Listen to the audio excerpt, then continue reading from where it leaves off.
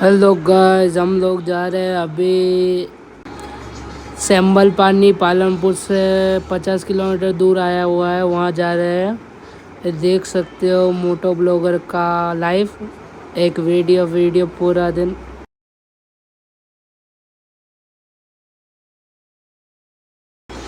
थोड़ी बहुत हमने रील्स वगैरह शूट कर दी। फिर हम वहाँ पर पहुँचे और हमने